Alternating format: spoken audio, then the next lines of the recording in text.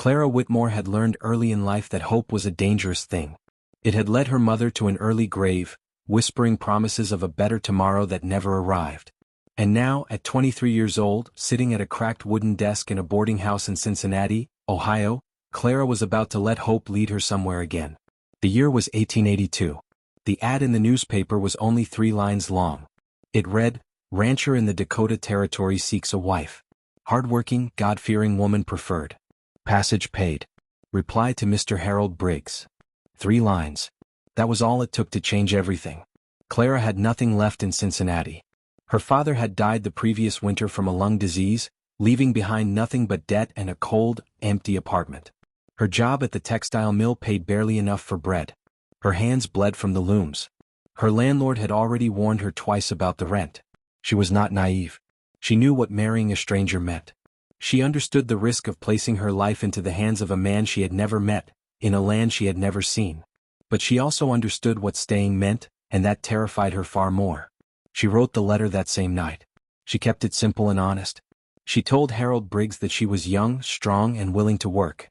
She told him she could cook, sew, and manage a household. She did not tell him that she cried herself to sleep some nights, or that she had not felt truly safe since her father passed. 6 weeks later, a train ticket arrived in the mail, along with a brief note. It said, "I am not a man of many words. Come and we will build something together." Clara pressed the ticket to her chest and felt something stir inside her. Not joy exactly, but something close to it. Something like possibility. The train ride west took 4 days. Clara watched the landscape change outside the window, the crowded cities giving way to open plains, the sky growing wider and wilder with every passing mile. By the time she arrived at the small station near Briggs Ranch, the land looked like nothing she had ever imagined. It was vast and silent and beautiful in a way that made her feel very small. A wagon waited at the station, driven by a young ranch hand with a sunburned neck who barely spoke. He loaded her single trunk without a word and drove her down a dirt road toward a low, gray farmhouse that crouched against the horizon like something trying to disappear. Harold Briggs was waiting on the porch. He was older than she had expected. He was a large man, heavy through the shoulders, with deep-set eyes and a jaw that seemed carved from stone. He did not smile when she stepped down from the wagon. He looked her over the way a man looks at livestock at a market, slow and measuring and without warmth. "You're smaller than I expected," he said. Those were his first words to her. Not a greeting. Not a welcome. An assessment. Clara stood up straight, lifted her chin and said, "I assure you, Mr. Briggs, size has never been a measure of strength." Something passed through his eyes then. Not admiration. Something darker. Something that made the back of her neck go cold in a way the Dakota wind could not fully explain. They were married 2 days later by a circuit preacher who smelled of whiskey. Clara wore her mother's brooch on her dress and prayed quietly for mercy as the words were spoken over them. She did not yet know how desperately she would soon need it. The first blow came on a Tuesday. Clara had burned the cornbread. That was the reason Harold gave, though she would later understand that Harold Briggs needed no real reason. She had simply been in the room. She had simply been his. The cornbread had merely been convenient. She lay on the kitchen floor afterward, her cheek pressed against the cold wood, listening to Harold's boots on the porch as he walked away. She did not cry. She was too stunned to cry. She simply lay there, breathing carefully, and tried to understand what had just become her life. The weeks that followed were a careful education in survival. Clara learned to read Harold the way sailors learn to read weather. She learned the signs that came before his storms, the particular set of his mouth, the way his hands opened and closed at his sides, the pitch of his voice when he had been drinking. She learned to move quietly through rooms, to anticipate his wants before he voiced them, to make herself as small and invisible as possible. She learned that the neighboring ranches were too far to hear anything, that the ranch hand who drove her from the station had been let go the week after she arrived, and that Harold had no friends who visited, no family who wrote. They were completely alone on that gray piece of land, and Harold liked it that way. She wrote no letters home. There was no home to write to.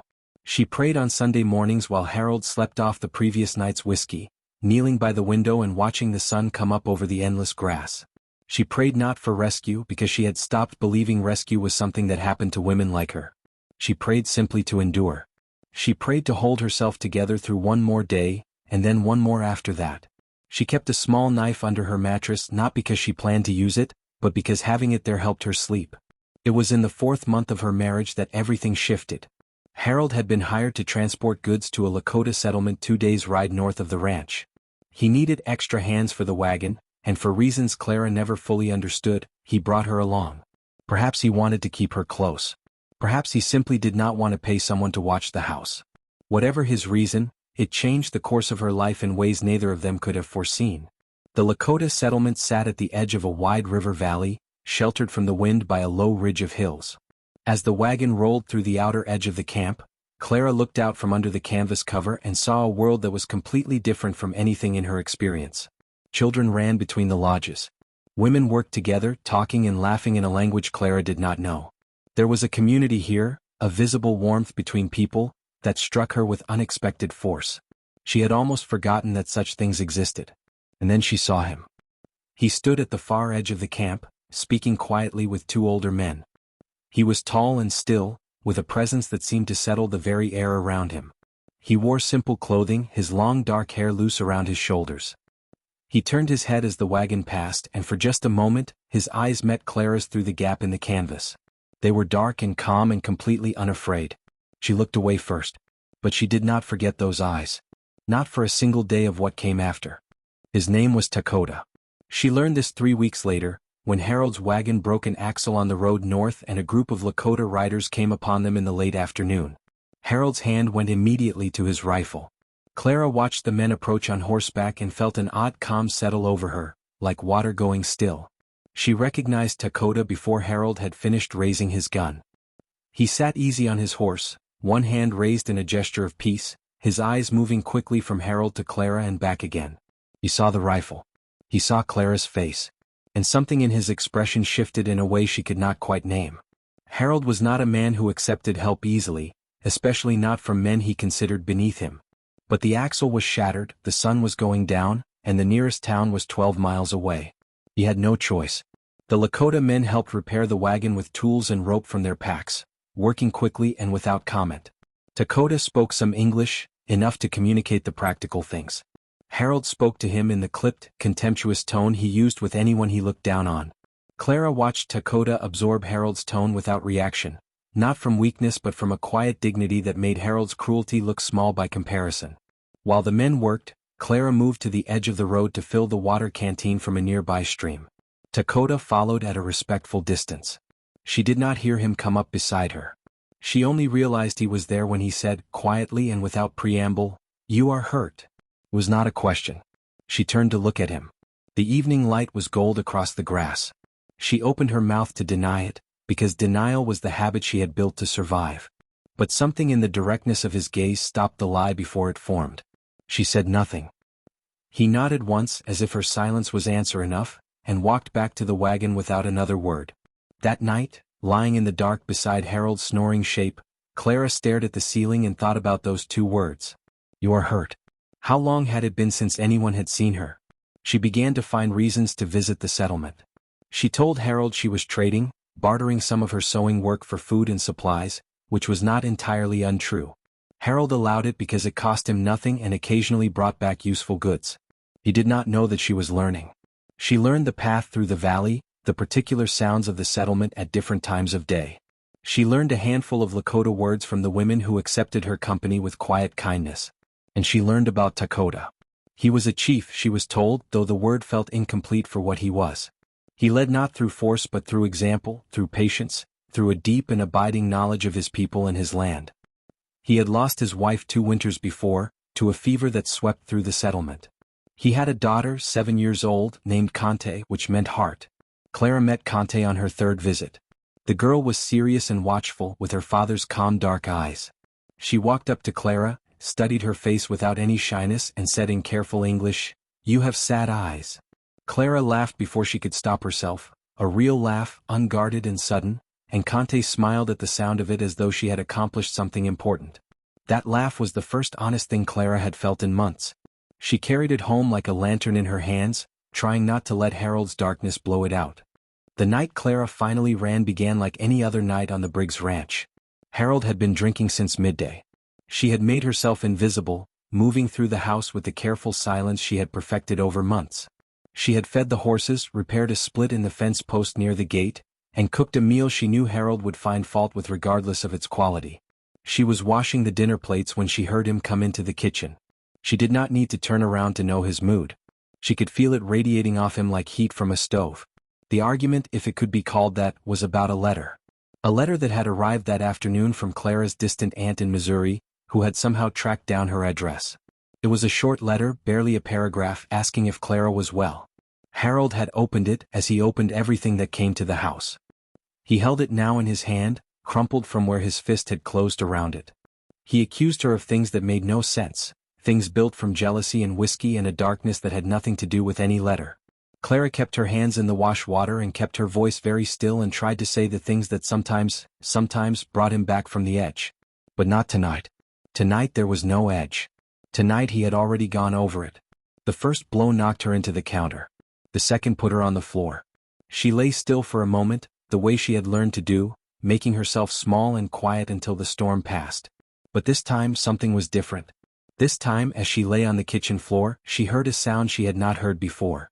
She heard Conte's voice in her mind saying, "You have sad eyes," and beneath it, like a current beneath still water, she heard Dakota's voice, "You are hurt." And something inside Clara Whitmore, something that had been quietly gathering itself for months, stood up. She waited until Harold collapsed into his chair by the fire, which he did within the hour, unconscious from drink. She moved through the house without lighting a lamp. She took her mother's brooch from the windowsill. She took the small knife from under the mattress. She took the warmest coat and her strongest boots and she walked out of the front door of that gray farmhouse and she did not look back. Not once. The night was cold and enormous. The stars above the Dakota plain were so thick they looked like spilled salt. She walked north. She had walked the path to the settlement enough times now that her feet knew it even in the dark. She walked for 3 hours straight, through grass that whispered against her boots, across a shallow creek that soaked her to the knee, up through the low ridge of hills and down into the valley. The settlement was quiet when she arrived, the fires banked to coals, most people sleeping. A dog barked twice and went silent. Clara stood at the edge of the camp, suddenly aware of how she must look, her face bruised, her coat wrong buttoned in her haste, her hair loose and wild from the walk. She did not know which lodge was Dakota's. She did not know the protocol of arriving unannounced in the middle of the night among people whose customs she only partially understood. What she knew was that she had nowhere else to go, and that this was the only place in hundreds of miles where she had ever felt seen.